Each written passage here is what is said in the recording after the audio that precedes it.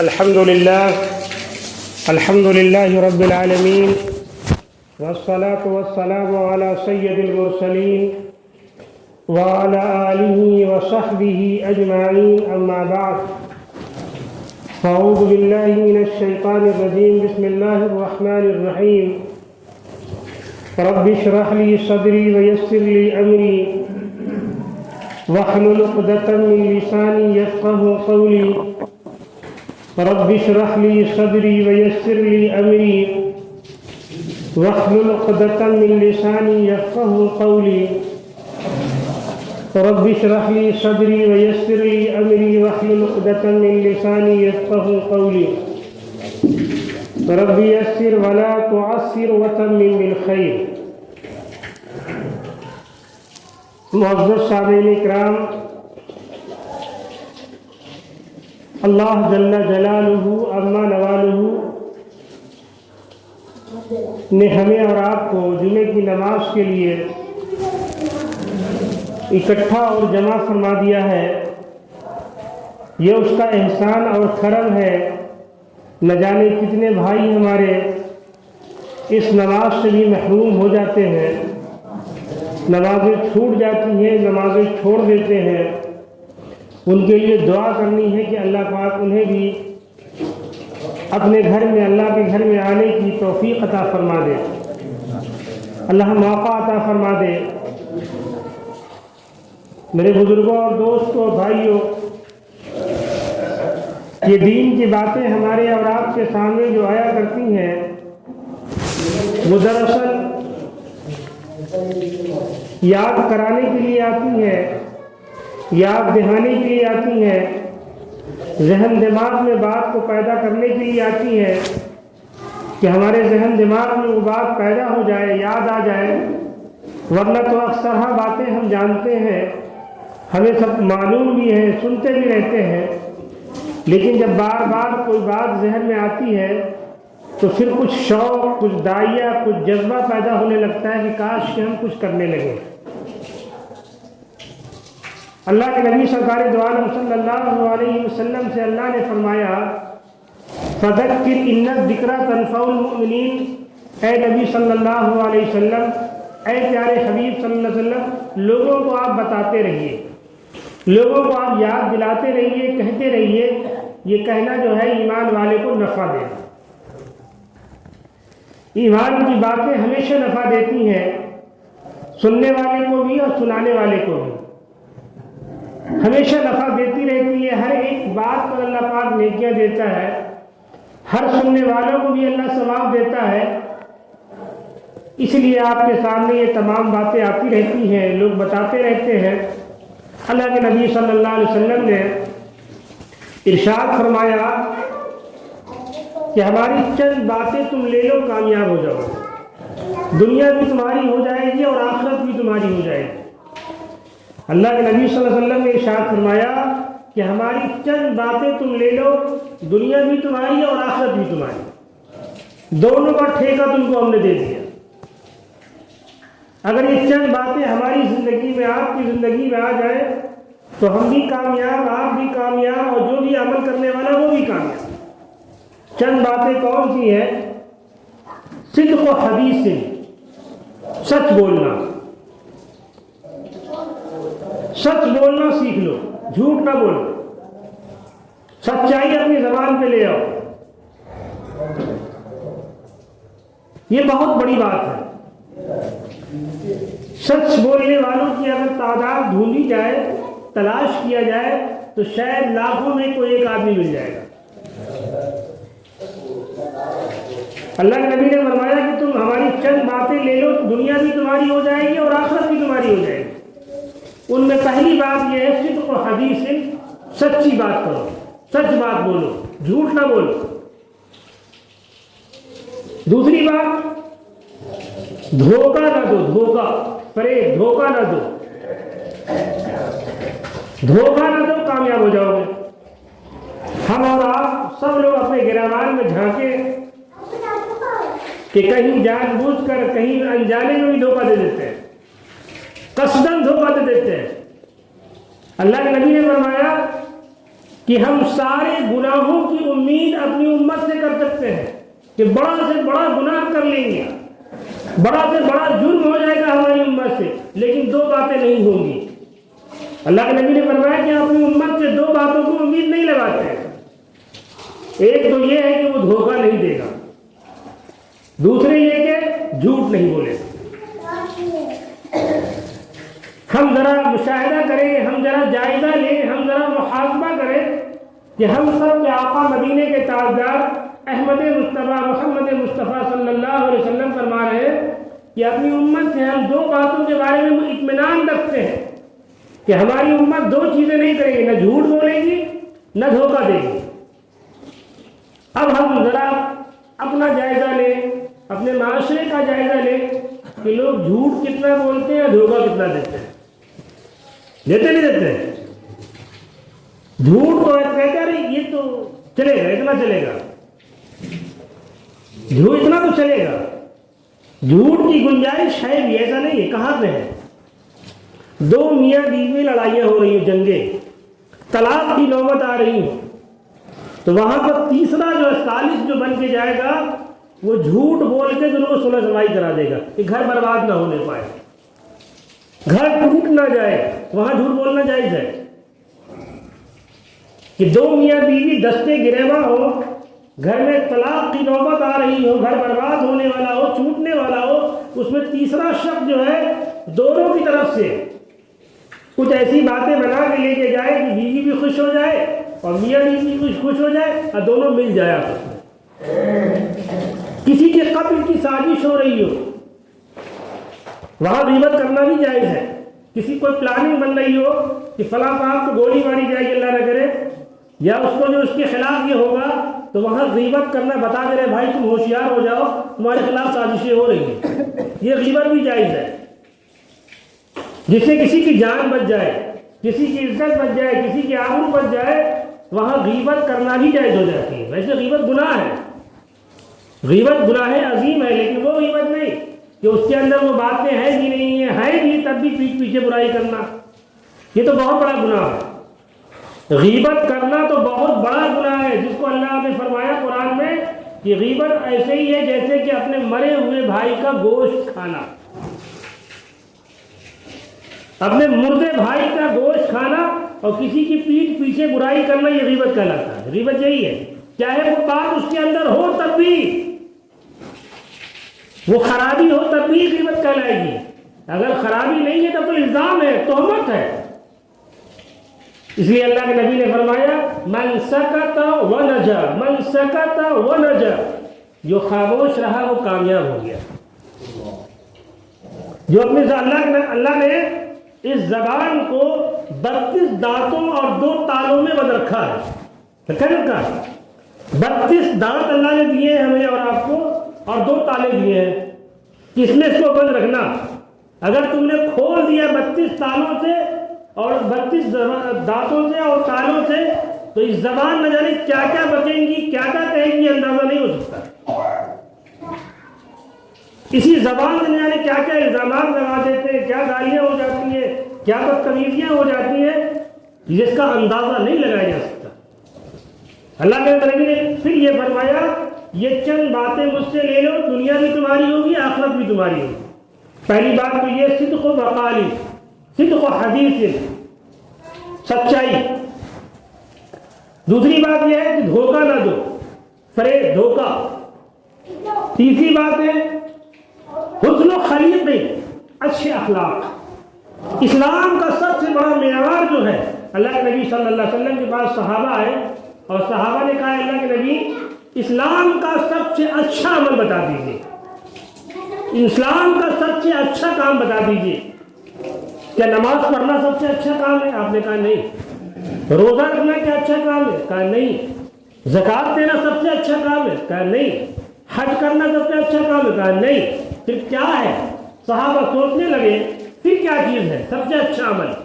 تو اللہ کے نبی نے مسکرایا، تبسم فرمایا اور کہا سب سے اعلیٰ عمل اسلام کے اندر ہے حسن اخلاق، اچھا اخلاق۔ حسن اخلاق سے کوئی بڑا عمل ہی نہیں ہے۔ ایمان والا حسن اخلاق ہوتا ہے، ایمان کے والے کے اندر نرمی ہوتی ہے، طبیعت میں نرمی ہوگی، مزاج میں نرمی ہوگی، اخلاق میں نرمی ہوگی، اور سب کے ساتھ اچھا برتاؤ کرے گا۔ حسن و خلیق علم آخا کا بوجہ طریق، حدیث میں آیا اللہ کے نبی نے فرمایا کہ جب اپنے آپس میں دو بھائیوں سے ملاقات کرو، جب ملو تو اس انداز میں ملو کہ بالکل چہرہ ملتے ہی جو ہے باغ ہو جائے، چہرے میں بشاشت آ جائے۔ حسن، یہ اسلام کا شعار اسلام ہے۔ ایمان والا حسن اخلاق ہوتا ہے، ایمان والا جو اخلاق کا پیکر ہوتا ہے۔ انک لعلی خلق عظیم، قرآن نے کہا ہے کہ ہم نے آپ کو اپنے اخلاق کے اعلیٰ درجے پر فائز کیا ہے۔ اللہ کے نبی کے بارے میں کہ اخلاق کے اعلیٰ درجے پہ آپ کو فائز کیا ہے، آپ سے بہتر اخلاق والا دنیا میں کوئی نہیں گزرا۔ نبی ہمارے لیے نمونہ ہے، صحابہ ہمارے لیے نمونہ ہے، صحابہ کی زندگی ہمارے نمونہ ہے۔ ورنہ آپ دیکھ لیجئے اللہ کے نبی سرکار دو عالم صلی اللہ علیہ وسلم کو لوگ امانت دار، صادق الامین، مکے کا سب سے امانت دار اور سب سے اچھا انسان لوگ سمجھتے تھے۔ آپ کی عزت حالت کفر میں بھی لوگ کہتے تھے کہ محمد سے اچھا انسان کوئی دنیا میں نہیں۔ لیکن اس کے بعد وہاں کے لوگ جو آپ کے ساتھ، آپ کے صحاباؤں کے ساتھ جو برتاؤ کرتے تھے، لیکن اس کے باوجود بھی صحابہ اسی مسکراتے ہوئے، اسی خوش اخلاقی کے ساتھ اللہ کے پیارے حبیب سرکار دو عالم صلی اللہ علیہ وسلم واقعہ ایک بار نہیں ہزاروں بار سنا ہوگا آپ نے، کہ نبی صلی اللہ علیہ وسلم مکے کے گلیوں سے تشریف لے جا رہے ہیں، یہودن جو ہے آپ کے اوپر اوجڑی پچونیاں اٹھا کر پھینک دیتی تھی قصدن، روزانہ پھینکتی تھی۔ آپ بالکل جو ہے گندے ہو جاتے تھے، آپ کے جو پورے چہرے سے لے کر سر مبارک کپڑے سب گندے ہو جاتے تھے۔ آج کے وقت میں ہمارے یا آپ کے کسی گھر سے پانی آ جاتا ہے، لوگ گالی گلوچ کرنے پر آمادہ ہو جاتے ہیں، مار پیٹ پر لوگ آمادہ ہو جاتے ہیں، لوگ دھوکے سے بھی آ گیا، ہوتا نہیں ہوتا ہے، ہم پتہ نہیں کیا کیا لوگ کہہ جاتے ہیں۔ سرکار دو عالم صلی اللہ علیہ وسلم مدینے مکے کی گلی تشریف لے جا رہے ہیں، اب وہ ضعیفہ جو ہے روزانہ پھینکتی تھی ڈیلی، اور آپ بالکل گندے ہو جاتے تھے۔ ایک دن معمول کے مطابق اس نے نہیں پھینکا، آپ کو تشویش ہوئی، آپ کو فکر ہوئی کہ آخر کیا بات ہے، کچھ بڑھیا نے آج پھینکا نہیں میرے اوپر، وجہ کیا ہے؟ لوگوں سے معلوم کیا تو پتہ چلا کہ وہ بیمار ہو گئی ہے، اس کی طبیعت خراب ہو گئی ہے۔ کتنے دل جگرے کا کام ہوگا، سوچنے کی بات ہے، کتنا دل جگرے کا کام ہوگا۔ سرکار دو عالم صلی اللہ علیہ وسلم صحاباؤں کو ساتھ لے کر اس کے گھر تشریف لے گئے اس کی عیادت کرنے کے لیے۔ آج ذرا سی کسی سے کوئی بات ہو جاتی ہے، ذرا تلخ کلامی ہو جاتی ہے، لوگ بات کرنا چھوڑ دیتے ہیں، ملنا جلنا چھوڑ دیتے ہیں، قطع تعلق کر لیتے ہیں، اگر سامنے سے گزر رہے تو منہ بنانا شروع کر دیتے ہیں۔ لیکن سرکار دو عالم صلی اللہ علیہ وسلم صحاباؤں کی جماعت کو لے کر اس کو تشریف لے گئے اور اس کی خیریت پوچھ رہے ہیں، ارے بوڑھی اماں تمہیں کیا ہو گیا، کیوں تم بیمار ہو گئی، کیا ہو گیا تم کو؟ وہ ضعیفہ بالکل شرمندہ نادم ہو کر، اے محمد صلی اللہ علیہ وسلم، جو آپ دین لے کر آئے ہیں، جو ایمان لے کر آئے ہیں، یقیناً یہ سچا ہے، یقیناً یہ اچھا ہے، ہم آپ پر ایمان لاتے ہیں، ہم آپ کے جانی دشمن تھے، آپ کے پیچھے لگے رہتے تھے، لیکن آپ کے اخلاق کا یہ معاملہ ہے کہ ہمارے بیمار ہونے پہ آپ میری عیادت کرنے آ رہے ہیں۔ آج بھائی بھائی کو نہیں پوچھتا ہے، باپ بیٹے کو نہیں پوچھتا ہے، بیٹا ماں کو نہیں پوچھتا ہے، پڑوسی پڑوسی کو نہیں پوچھتا ہے، اگر بیمار ہوتے لوگ خوش ہوتے ہیں، ٹھیک ہے، بہت بدماش تھا یہ۔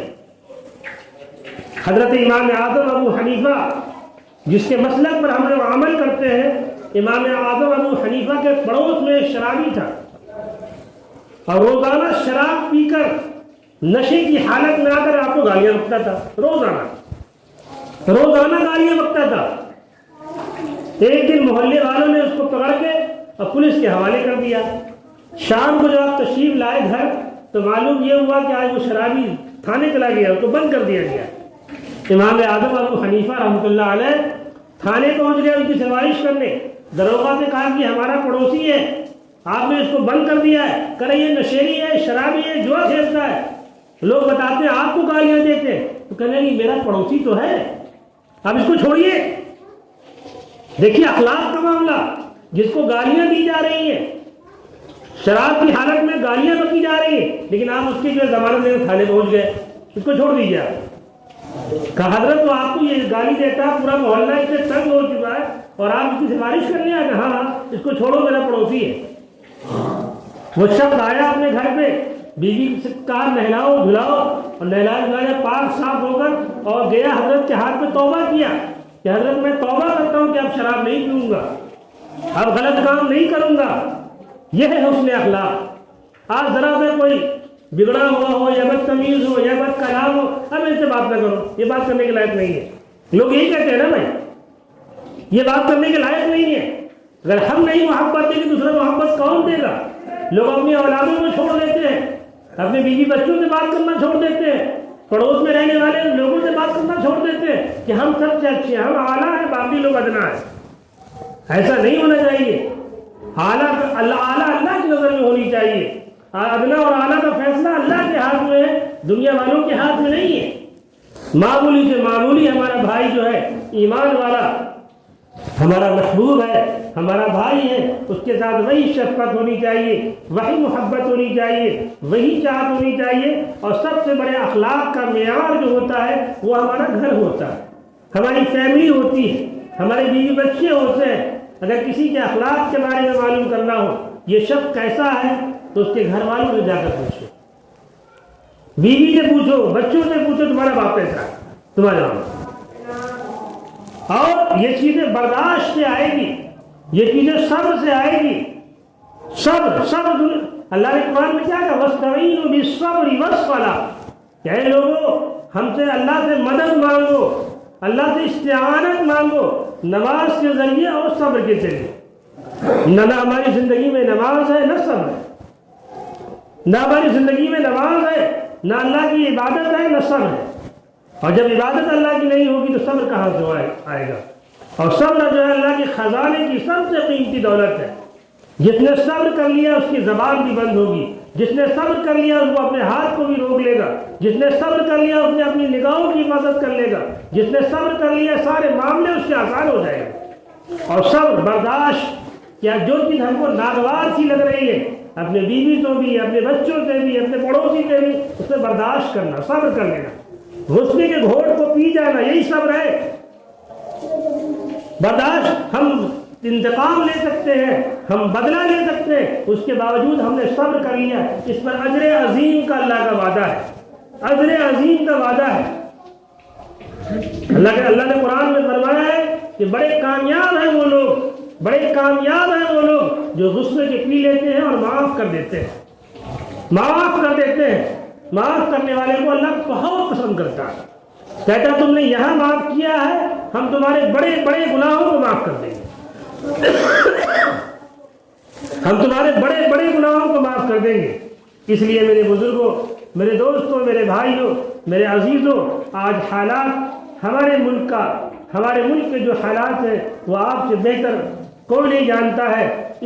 اس نازک حالات میں بھی ہے ہم اللہ کو پہچانے نا، اللہ کی طرف جھکے نا، اپنے محلے میں، اپنے معاشرے میں، اپنے گھروں میں محبت کا چراغ نہ جلائیں تو پھر کیا زندگی کا کیا مزہ ہے؟ زندگی تو یوں ہی ہماری اور آپ کی ایک برف کے سل کے مانند ہے جو پگھلتے پگھلتے پگھلتے بڑھاپا آ جائے گا۔ جو ابھی ضعیف ہے ان سے پوچھیے کبھی وہ جوان تھے، جو آج کمزور ہیں ان سے پوچھیے کبھی ان کے اندر طاقت تھی، قوت تھی، ہر کام کو ایک جوش میں کر لیا کرتے تھے، آج بیچارے ضعیف ہو گئے۔ اب یہ بیٹھے سوچتے کاش کہ اب جوانی آ جاتی، لیکن جوانی نہیں آئے گی واپس، جوانی واپس نہیں آئے گی۔ یہ جوانی کی قدر کر لیں، ہم جوانی کو اچھے کاموں میں ہم لگا لیں تو انشاءاللہ دنیا بھی ہماری بنے گی اور انشاءاللہ آخرت بھی بنے گی۔ سب سے پہلا عمل تو یہ ہے کہ ہم نمازوں کی پابندی شروع کر دیں، نمازوں کی پابندی شروع کر دیں۔ ہم رکشہ چلاتے ہیں، ہم مزدوری کرتے ہیں، اللہ اس کمائی میں برکت دے گا، گھر میں امن چین سکون دے گا، بچوں کی زندگیوں میں اللہ برکتیں عطا فرمائے گا۔ 100 200 500 روپے روزانہ کمائیں گے، اللہ اتنی برکتیں دیں گے سوچ نہیں سکتے آپ۔ سب سے اچھی زندگی جو ہوتی ہے وہ عافیت والی زندگی ہوتی ہے، سب سے اچھی زندگی جو ہوتی ہے وہ برکت والی زندگی ہوتی ہے، سب سے اچھی زندگی جو وہ ہوتی ہے گھر میں چین ہو، سکون ہو، عافیت ہو، خوشیاں ہو، یہ نہیں کہ کلش ہو، گھر کے اندر بگاڑ ہو، فساد ہو، دنگے ہو، فساد ہو، لڑائی ہو، جھگڑے ہو، فتنے ہو، تمام چیزیں کھڑی ہو. سب سے مصیبت والی زندگی وہی ہوتی ہے جس کے گھر کے اندر فتنے ہو، فساد ہو، امن چین سکون عافیتیں گھر سے ختم ہو جائے. الا بذکر اللہ تطمئن القلوب، اللہ کے ذکر سے دلوں میں سکون ملتا ہے.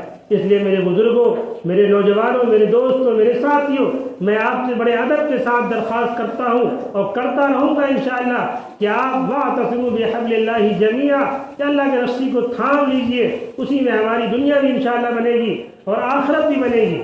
ہم رب سے کے سامنے دعا کیا کریں کہ ربنا آتنا فی الدنیا حسنہ وفی الآخرۃ حسنہ وقنا عذاب النار، کہ اے پروردگار عالم ہمیں دنیا میں بھلائی عطا فرما اور آخرت میں بھی بھلائی عطا فرما اور جہنم کی آگ سے بچا لے. روزانہ ایسا ہوتا ہے کہ کوئی نہ کوئی قبرستان جانے والا ہوتا ہے. روزانہ ایسا ہوتا ہے کہ جنازے کی نماز پڑھنے کی نوبت آتی ہے.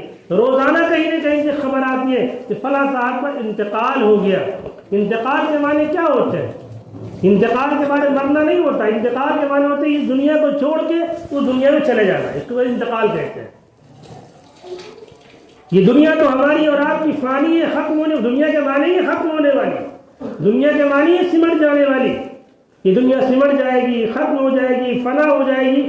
ابھی ہم اپنے 2-3 پشتوں کو یاد کریں، اپنے دادا کو یاد کریں، پردادا کو یاد کریں، اس کے بعد دادا کو یاد کریں. سب دنیا میں آئے. اللہ نے طاقت بھی دیا تھا، قوت بھی دیا تھا، شہرت بھی دیا تھا، پیسے بھی دیے تھے، لیکن سب چھوڑ کے چلے گئے. ہم سب بھی چھوڑ کے چلے جائیں گے. دنیا کا سب سے سمجھدار، عقل مند، دانش مند وہ ہے کہ دنیا سے جانے سے پہلے دنیا کی تیاری کر لے. آخرت کی تیاری کر کے جائے کہ وہاں پشیمانی نہ ہو. مرنے کے بعد، آنکھ بند ہونے کے بعد یہ 30واں، یہ 10واں، یہ 20واں، یہ 40واں، جس کی کوئی اصل نہیں ہے. جو کچھ ہم کر کے جائیں گے وہی اصل ہے. جو نمازیں ہم نے پڑھ لی، جو روزے رکھ لیے، جو اچھے کام کر لیے، وہ ہمارے ساتھ جانا ہے. تو دنیا کا دکھاوا ہے، خالی دکھاوا ہے کہ اگر یہ نہیں کریں گے تو لوگ ہنسیں گے، وہ نہیں کریں گے تو یہ ہنسیں گے. شریعت کے حساب سے کچھ بھی نہیں ہے. معاف کیجیے گا، اگر ہم دنیا میں خوش کر کے نہ جا پائے تو مرنے کے بعد جتنا لنگر اٹھا دیا جائے اس سے کیا ہونا ہے؟ ہاں یقیناً ہوگا، کوئی شک نہیں ہے. کہیں مسجد میں دے دیا گیا، کہیں مدرسے میں، یتیم خانے میں دیا گیا تو اللہ اس کا ثواب یقیناً دے گا. لیکن جو کچھ ہم کر کے جائیں گے اس کا ثواب تو اسی وقت جاری و ساری ہو جائے گا. ایک حاجی صاحب کے یہی مسجد فردوس جو نئی مسجد تعمیر ہے 10-12-15 سال، پورا مکان اپنا مسجد میں دے دیا. ایک حجرہ چھوٹا سا رکھ لیا اور اسی حجرے میں وہ لیٹے رہتے تھے کہ ہمارا انتقال یہی ہو جائے. اور ہر نماز خالد گر گئی تھی، ہر نماز کو پڑھتے ہوئے دیکھتے تھے اپنی آنکھوں سے، بڑی خوشی ہوتی تھی. اور جب میرا انتقال ہو جائے تو اس حجرے کو بھی مسجد میں ملا دینا. پورا مکان دے دیا اس پار سے اس پار. جب تک دنیا قائم دائم رہے گی اس وقت تک ثواب ملتا رہے گا. اس وقت تک یہ صدقہ جاریہ ہے.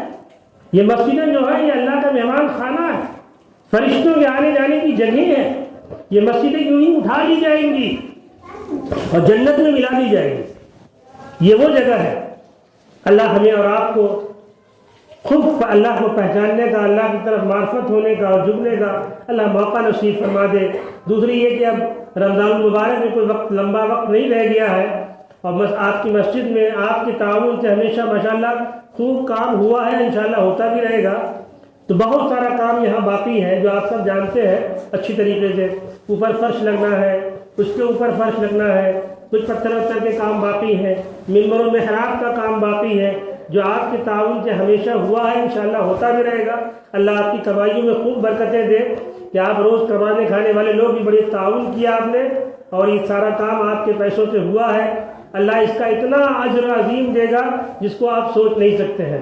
لہذا ہم آپ سب سے درخواست کرتے اوپر سے نیچے جتنے بھی نمازی ہیں کہ آپ بڑھ چڑھ کے تھوڑا سا حصہ لیجئے. 10, 20, 50, 100, 200, 500 جن سے جتنا زیادہ ہو سکتا ہو. کوئی یہاں آمدنی کا ذریعہ نہیں ہے، تنخواہ کا بھی انتظام ہے، بجلی کا بل بھی ہے اور ہاؤس ٹیکس بھی ہے، تمام اخراجات ہیں. ایک گھر سے زیادہ خرچہ یہاں آتا ہے، سارا آپ کے تعاون سے ہوتا ہے. تو اس میں تھوڑا سا بڑھ چڑھ کے کم سے کم ہر نمازی کم سے کم جمعے کے دن 10, 20, 50 روپے لے کے تو آئے. نہ جانے کتنے مسالے، کتنے سگریٹیں پی کے ہم پھینک دیتے ہیں آگ لگا لگا کے. اگر 10 روپے میرا مسجد میں لگ گیا تو اس 10 روپے میں کتنا ملے گا مجھے اندازہ نہیں اس چیز کا. کتنا ملے گا اندازہ نہیں ہے. اس لیے جس کے سامنے بھی یہ ڈالیا جائے کم سے کم 10 روپے ڈالیں, کم سے کم. سارے نمازی اگر ڈالیں گے تو اچھے خاصے ہو جاتے ہیں. جب میں اعلان کرتا ہوں الحمدللہ پیسے آ جاتے ہیں, اور اعلان کرنا بند ہو جاتا ہے پیسے کم ہو جاتے ہیں. تو مجبوری ہوتی ہے اعلان کرنا کہ وہ تمام اخراجات سامنے ہیں. اس لیے سب لوگوں سے درخواست کرتے ہیں کہ جن سے جو ہو سکتا ہو وہ کریے اور کرائیے. یہ اللہ کا کام ہے, اللہ کے گھر کا کام ہے, اس سے کوئی بڑا کام نہیں ہے. جب تک ہم اور آپ رہیں گے نماز پڑھتے رہیں گے, ہم آپ نہ بھی ہوں گے تب بھی یہ مسجدیں آباد ہوں گی, مؤذن ہوں گے, امام ہوں گے, یہاں کے لوگ دیکھ ریکھ کرنے والے ہوں گے. لیکن جو پیسہ ہمارا آپ کا لگ جائے گا انشاءاللہ آخرت تک اس کا ثواب ملے گا. اللہ سے دعا کرتے ہیں کہ اللہ پاک ہمیں اور آپ کو کہنے سننے سے زیادہ عمل کرنے کی توفیق نصیب فرمائے.